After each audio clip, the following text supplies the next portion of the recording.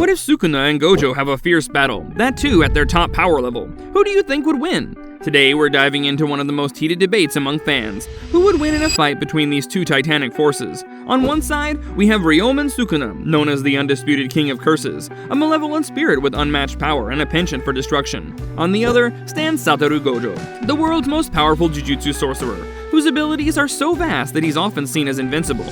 In this video, we'll dissect their unique powers, compare their tactical approaches, and explore their potential interactions in a no-holds-barred battle at their peak powers. We'll analyze from every angle to predict who might come out on top. Let's start with the character overview of both contestants. Ryomen Sukuna is the antagonist in the Jujutsu Kaisen universe. Historically, Sukuna was a human sorcerer over 1,000 years ago, known for his unrivaled strength and malevolence. His power was so immense that upon his death, his body could not be destroyed completely. Instead, it was divided into 20 cursed fingers.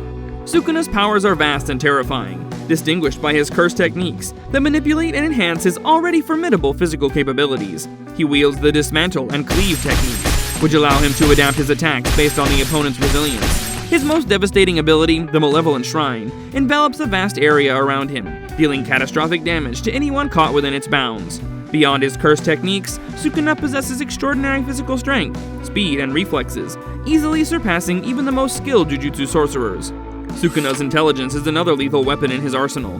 He is cunning and manipulative, often using psychological warfare to unsettle and overpower opponents.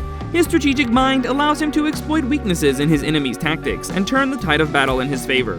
His prowess is most notably showcased in several key battles throughout the series. One significant moment is when Sukuna takes full control of Yuji's body during the fight against Mahito, a fellow curse. Here, Sukuna demonstrates not only his merciless nature, but also a glimpse of his true power, easily overwhelming Mahito, who's himself a formidable foe. Sukuna's power and prowess are unmatchable. On the other hand, Satoru Gojo is the most formidable jujutsu sorcerer of his generation, and hails from the prestigious Gojo family, known for their significant contributions to the jujutsu world. Recognized from a young age for his prodigious talent, Gojo possesses extraordinary abilities such as the Limitless, which manipulates space at an atomic level to create an infinity between himself and any attack, rendering him virtually untouchable. His secondary ability, the Six Eyes, grants him unparalleled control and efficiency in using his cursed energy, allowing him to perceive and manipulate even the finest details of cursed energy around him. Gojo's strength is showcased in numerous battles, notably against Jogo, where he unveils Hollow Purple, a technique combining the destructive forces of his limitless curse, annihilating everything in its path. Another significant display is during the Shibuya incident, where he adeptly handles multiple high-level threats simultaneously, demonstrating not only his overwhelming power but also his strategic acumen and leadership within the jujutsu hierarchy. These encounters highlight Gojo's crucial role and his unmatched abilities in the realm of jujutsu sorcery. Now we'll compare their power levels, tactical abilities, and environmental influence to see who has an upper hand. Power levels. Sukuna and Gojo possess some of the most formidable curse techniques seen in the series. Sukuna's signature ability, the Malevolent Shrine, allows him to create an expansive domain where his curse techniques are significantly amplified, cutting through almost any ability with destructive precision. This technique represents Sukuna's raw destructive power and his ability to dominate in a fight through sheer force. In contrast, Gojo's Limitless, and particularly his Infinity technique, place him in a unique category of defensive invulnerability. Infinity creates a space where no physical or curse-based attack can reach him, effectively making him untouchable.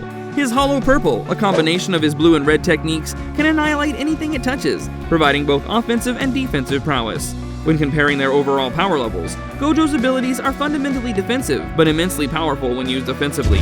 Sukuna's powers, meanwhile, are overtly destructive and versatile, giving him the ability to overwhelm foes quickly. Tactical abilities. The battle prowess of Sukuna and Gojo extends beyond raw power into their tactical and strategic capabilities. Sukuna's style is marked by ruthlessness and unpredictability.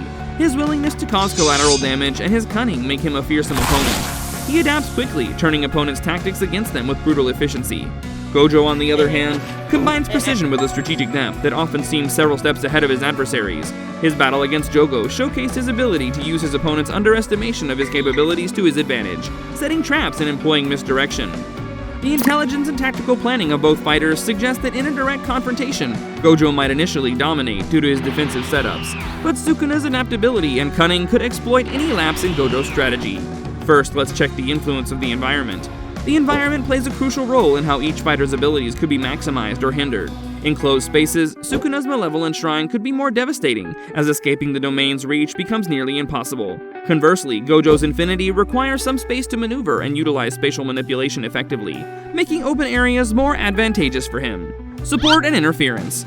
Introducing other characters or external factors could drastically shift the dynamics of their battle. For instance, the presence of other strong sorcerers, like Yuji Itadori or Megumi Fushiguro, particularly considering their emotional and strategic ties to Gojo, could provide distractions or strategic advantages that disrupt the battle's flow. Conversely, the emergence of additional cursed spirits or unexpected phenomena could provide Sukuna with more opportunities to leverage chaos, potentially tipping the scales in his favor. Ultimately, while Gojo's defensive and strategic superiority gives him an edge in control and sustainability in battle, Sukuna's aggressive and adaptable nature, combined with his raw power, poses a significant threat that could exploit any opening or prolongation of their duel. The outcome could hinge significantly on the interplay of these elements, making their hypothetical clash one of the most intriguing in the Jujutsu Kaisen universe. Now that we understand each contestant's unique abilities, it's time to hypothesize the actual fight and its possible outcome. The fight could occur in 3 scenarios. Scenario 1, face-to-face combat. In an open field devoid of any obstacles, Sukuna and Gojo stand at a distance, measuring each other's capabilities. Initially, Gojo would likely employ his infinity to create an impregnable defense, ensuring any direct attacks from Sukuna are neutralized before they can reach him. Sukuna, aware of this, might provoke Gojo by launching a series of ranged curse attacks, testing the limits of infinity. As Sukuna escalates his attacks, shifting from basic projectiles to more complex curse techniques, Gojo could counter with his curse technique Lapse, Blue, manipulating the space between them to draw Sukuna in, only to disrupt the flow with Hollow Purple, aiming to erase Sukuna's cursed energy temporarily. Sukuna, predicting this, could activate Malevolent Shrine, setting the domain to overlap with Gojo's position, attempting to corner him within a destructive space where Gojo's spatial manipulations are less effective. The key move would be Sukuna trying to time his domain expansion when Gojo momentarily drops his infinity to switch techniques. However, Gojo with his 6 eyes would likely foresee this switch, creating a strategic withdrawal to reset the battle's rhythm, keeping Sukuna at bay with spatial distortions. Scenario 2, Strategic Battle. Given time to prepare, both would likely set elaborate traps. Gojo might set up a series of cursed energy markers that he could activate remotely to either teleport himself or launch surprise attacks. He would use misdirection, appearing to be in one place while actually being in another, exploiting Sukuna's aggressive tendencies. Sukuna, on the other hand, would prepare by laying down layers of lesser-known curses that could disrupt Gojo's energy flow or obscure his sensory perceptions. He might also create false signals of his energy to mislead Gojo's 6 eyes, creating openings for attacks. The battle would be a chess game of psychological warfare, with each trying to outmaneuver the other. Sukuna might feign an injury or weakness, luring Gojo into a false sense of security, only to unleash a devastating counterattack. Conversely, Gojo could use his knowledge of Sukuna's past and tendencies to provoke him, leading into more predictable patterns of attack. Scenario 3. Influence of external factors. Imagine a scenario where Yuji Itadori and Megumi Fushiguro are present. Their safety could become a critical distraction for Gojo, especially if Sukuna attempts to harm them to provoke an emotional response. Alternatively, the appearance of a new powerful curse could shift the dynamics dramatically, forcing a temporary alliance or causing chaos that Sukuna could exploit to his advantage. If a powerful cursed object were introduced, both combatants might vie for its control, adding another layer of strategy to the battle. Sukuna could try to use the object's curse to amplify his own powers, while Gojo would need to prevent this at all costs, potentially leading him to take riskier moves that Sukuna could capitalize on. Each scenario showcases the complexities of their abilities and strategic minds, making any battle between Sukuna and Gojo a multi-dimensional and unpredictable affair. Assessing their respective strength and tactical capabilities suggests that Gojo might have a slight upper hand, albeit with a very narrow margin. If one were to quantify this advantage, Gojo could potentially have a 55% chance of winning versus Sukuna's 45%. This estimation considers Gojo's almost impenetrable defense provided by his Infinity technique, coupled with his strategic mastery and the versatile application of his Limitless and Six Eyes abilities, which give him profound control over the battlefield. His defensive and spatial manipulation capabilities allow him to dictate the pace and style of the fight, which is crucial in a battle against a powerhouse like Sukuna. However, Sukuna's immense destructive power, cunning, and ability to adapt quickly to changing circumstances make him a formidable opponent who could exploit even the slightest opening or mistake by Gojo.